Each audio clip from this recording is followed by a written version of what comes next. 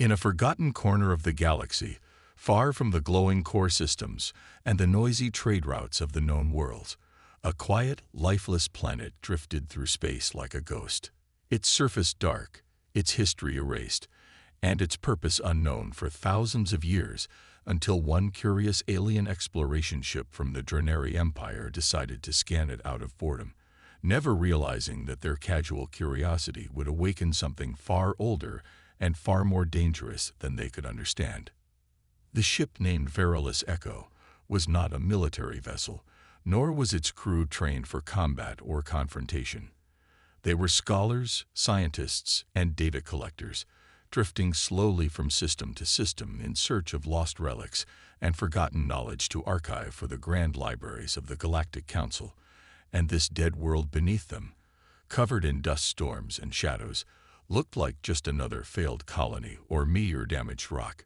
But when their scanners detected unnatural metal structures buried under the planet's surface, structures that pulsed faintly with power, even after all these centuries, the team grew silent, and a strange feeling passed through the ship, a mix of fear and excitement that made the crew feel as if they had found something they were never supposed to see. Captain Drelvin, a veteran Drenari explorer with glowing blue eyes and ridged skin, ordered the descent, and the ship slowly landed on a cracked surface, its lights piercing through thick, dark clouds as the crew prepared for a ground mission, unaware that each step they took closer to the ruins below would bring the galaxy closer to a storm it could not escape. They entered the structure carefully, using plasma cutters to melt through the hardened, sealed doors that hadn't been opened in more than 1,000 years, and the air that hissed out was dry, but breathable, a miracle in itself, though it carried with it a coldness that made their alien bones shiver, as if the place itself did not want to be disturbed. Inside the ruins, they found long corridors, old machines that still hummed quietly in the shadows, and walls lined with symbols, not of any known race, but of humans, those strange beings from the outer spiral arm, believed to be new and primitive in the eyes of the Council. Yet here, their signature was everywhere. And the deeper they went, the more powerful the energy became. It was not just a base. It was something more. At the heart of the ruin, they discovered a massive chamber filled with metal sarcophagi, each one engraved with words in ancient Earth languages, strange phrases like Creo Warriors, Sleeper Battalion, and Genetic Optimization Unit Alpha.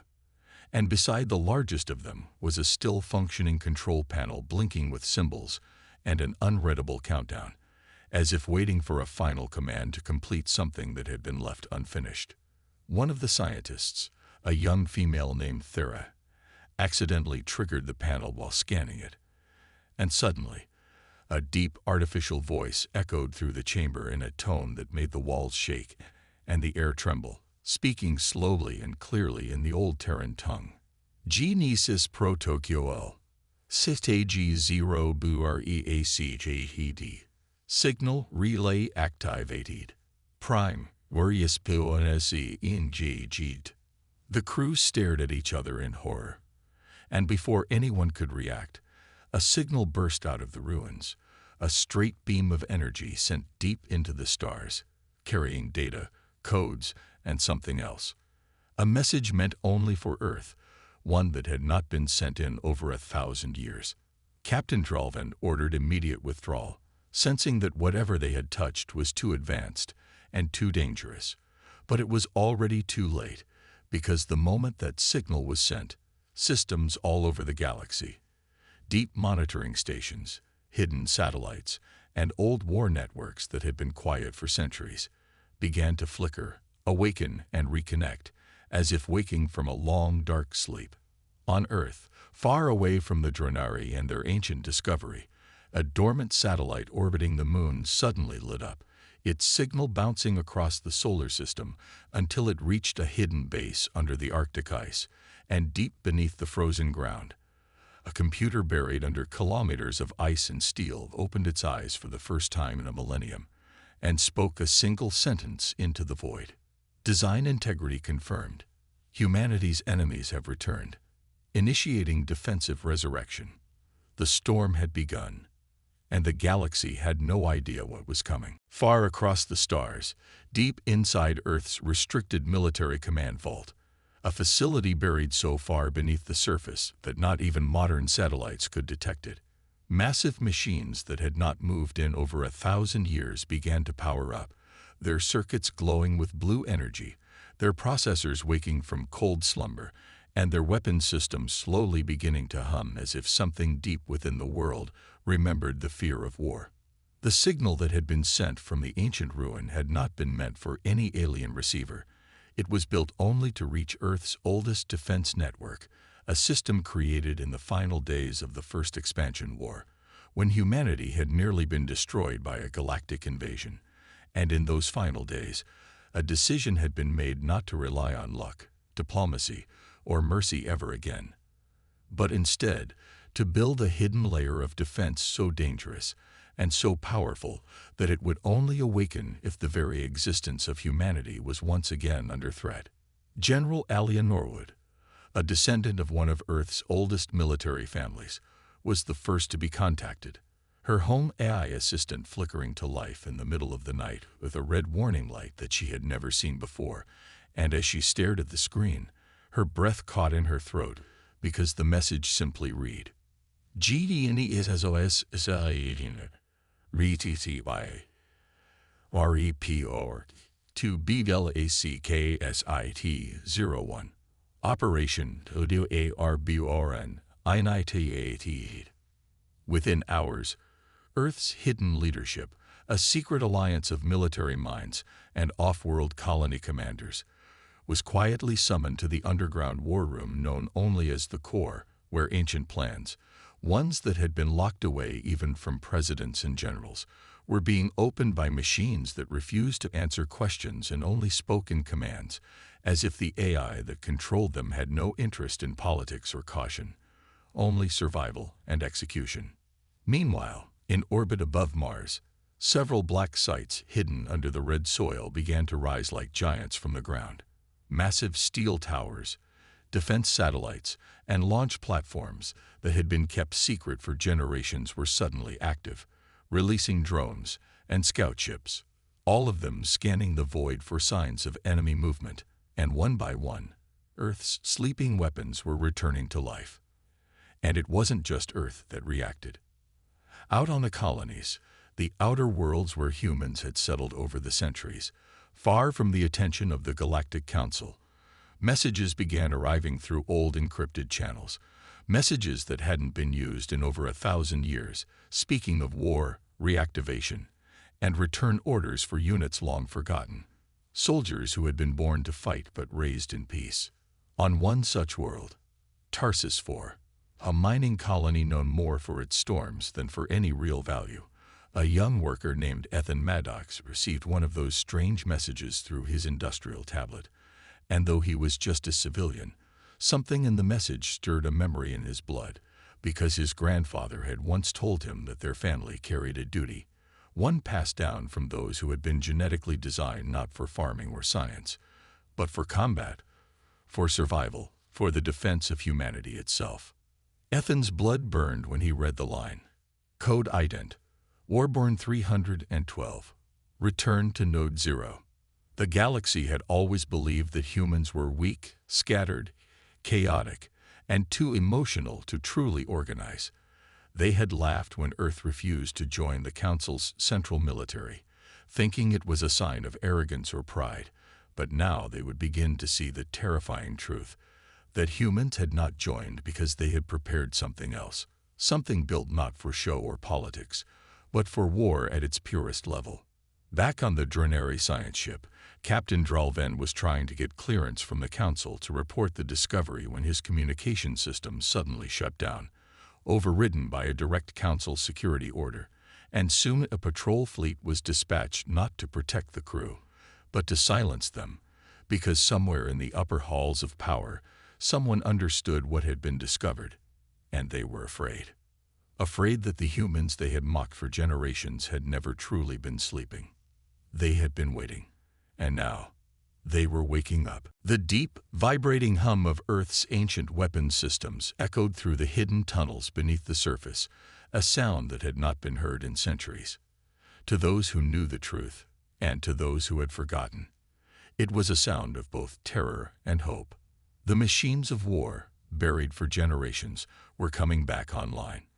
But unlike the sleek, advanced weapons of the Galactic Empire, these were crude, unstoppable, designed only for one thing: to destroy anything that threatened humanity's survival.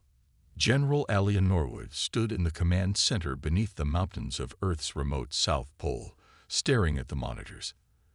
They displayed everything, from the reactivation of old war satellites to the rising of massive mechanical colossuses deep underground. Her fingers trembled slightly as she touched the screen, flipping through ancient files that detailed humanity's worst-kept secret. The true reason they had never fully integrated into the Galactic Council, the reason Earth was always outside the reach of galactic politics. Humanity's design was simple, terrifying, and brutal. They had been engineered to fight. As she scrolled through the digital documents, images flashed.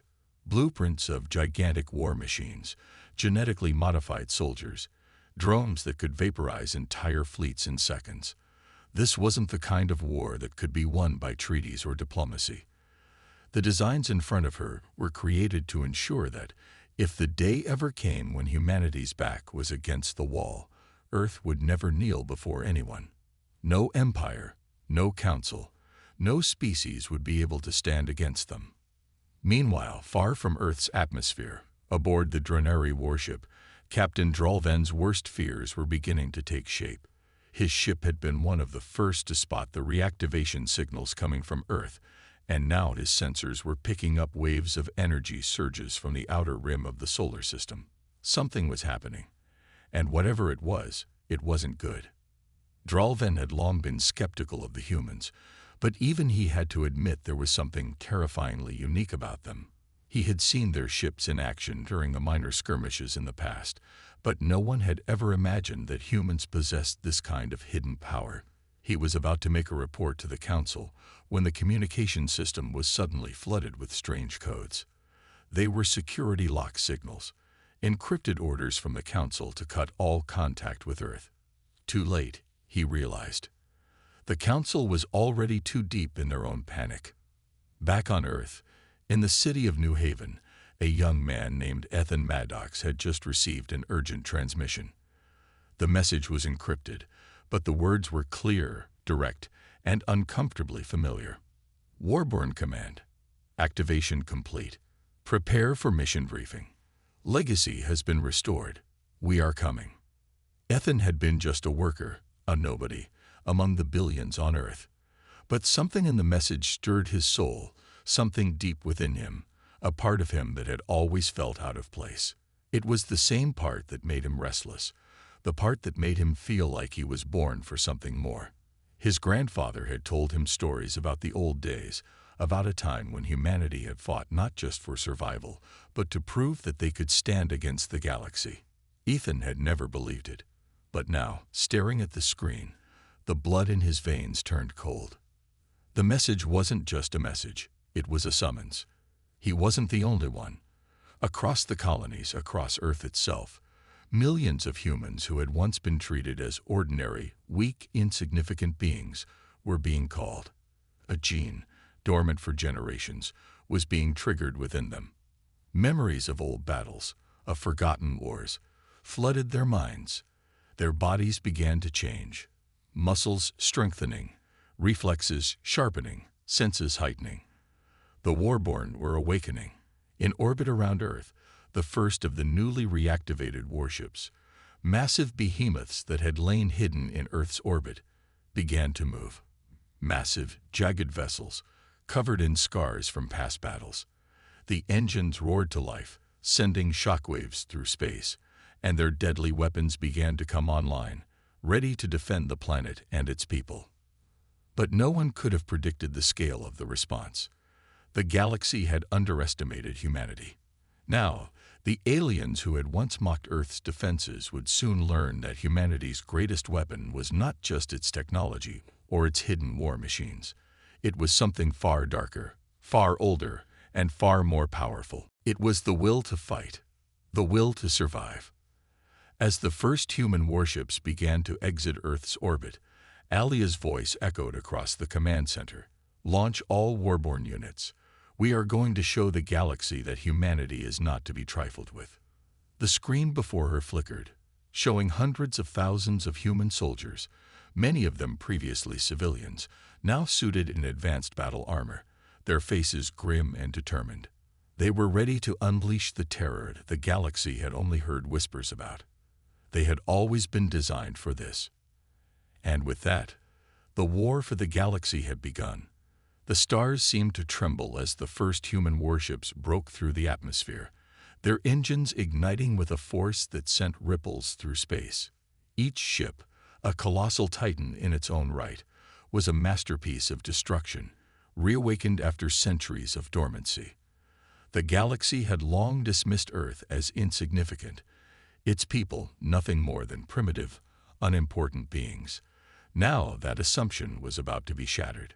The Galactic Council had once laughed at the idea of humans being a threat. Earth, with its messy history and its seemingly fragile people, was never seen as a power capable of standing against the great empires of the galaxy. But they were wrong. The old Earth, the one that had fought and bled for survival, had always held secrets. Humanity had been hiding in plain sight, preparing for a day just like this. General Alia Norwood stood at the helm of Earth's most advanced warship, the Inferno's Wrath. She could feel the vibrations of the ship beneath her feet, a steady hum of power, of ancient might. The crew around her was silent, their faces grim, as they prepared for what was to come. They all knew that this wasn't just about fighting for survival. This was a reckoning. The galaxy had underestimated them for far too long, and now it was time to remind everyone that Earth was not a planet to be ignored. On the bridge, Alia spoke with a calmness that belied the storm brewing outside. All ships, prepare for war. We are the storm, and the galaxy will tremble before us. Her voice carried across the command center, a voice that had become the symbol of humanity's resurgence. The Warborn, humans who had been altered, genetically engineered to be the perfect soldiers, were being deployed. But it wasn't just their abilities that made them dangerous. It was their determination, their unyielding will to fight for their home, for their people. The Warborn were already on the ground, their armor gleaming as they marched into battle. Soldiers who had once been ordinary farmers, teachers, engineers, or even criminals, now stood as the perfect fighting machines. Each one of them carried the weight of humanity's future on their shoulders. Their eyes were filled with a cold fire, a fire that burned brighter than anything the galaxy had ever seen. Meanwhile, far in the depths of space, the Drenary fleet, a massive force of alien warships, loomed just outside Earth's orbit. Captain Dralven could feel the unease settling within his crew. The intelligence reports had been clear. Humanity was not the weak, helpless species they had once believed. The ships they had seen emerging from the Earth were unlike anything they had encountered before. These were not just human-made warships. They were the heralds of something far more dangerous, something far older. Dralven could almost hear the ancient machines waking, the forgotten weapons of war that had once defended Earth against all invaders. The ancient war machines were coming back to life, towering behemoths that could lay waste to entire fleets with a single strike. "Captain," a trembling officer called out. "The humans. They've activated the Warborn units. We're receiving strange signals, codes, from Earth. It's as if they're preparing for something much worse." Dralven's thoughts raced. He had underestimated humanity's resilience. What he had believed to be a primitive species was now showing its true form, a species designed for battle. He knew the Council would never believe it in time. They would dismiss Earth's power, their technology, as nothing more than an anomaly. But now, as Earth's ships powered into space and the Warborn began to take their positions, Dralven understood one undeniable truth. The galaxy had miscalculated. Humanity was not here to ask for mercy. They were here to take control. Back on Earth, the ground shook with the activation of the ancient war machines, giant metal titans, buried for millennia beneath the surface, began to rise. These were the weapons of old, colossal, indestructible, and terrifying. Their feet crushed the earth beneath them as they emerged from their long slumber, their glowing eyes scanning the skies for any signs of intruders. Each one of these machines was a living nightmare, equipped with weapons capable of obliterating entire fleets.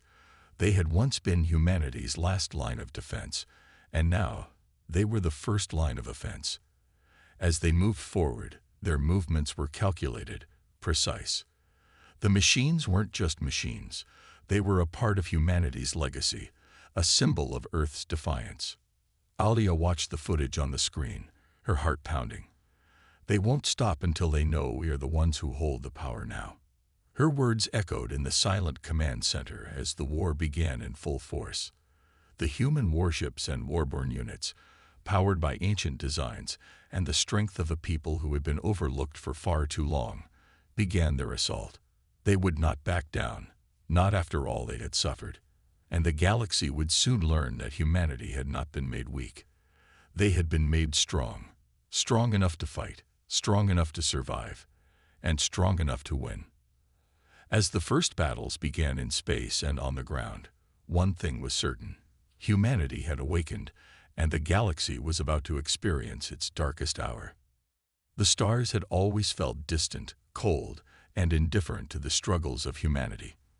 Now, as Earth's forces surged forward, the once untouchable galaxy seemed to tremble. The balance of power that had existed for eons was being shattered, and the creatures who had once viewed humans as weak were now faced with a terrifying reality. Earth had never been as defenseless as they had believed. The war machines, the warborn, the ancient technology, all of it had been lying dormant, waiting for the moment when humanity would rise once again.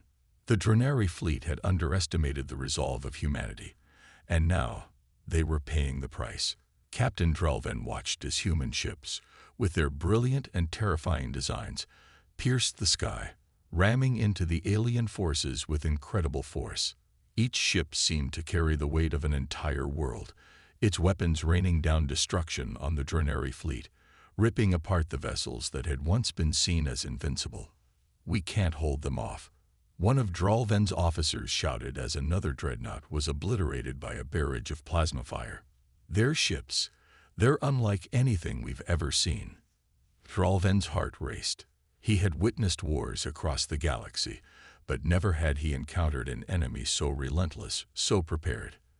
The human ships were not just technological marvels. They were extensions of humanity's fury. They were powered by the memories of every struggle, every sacrifice, and every battle fought to keep their people safe.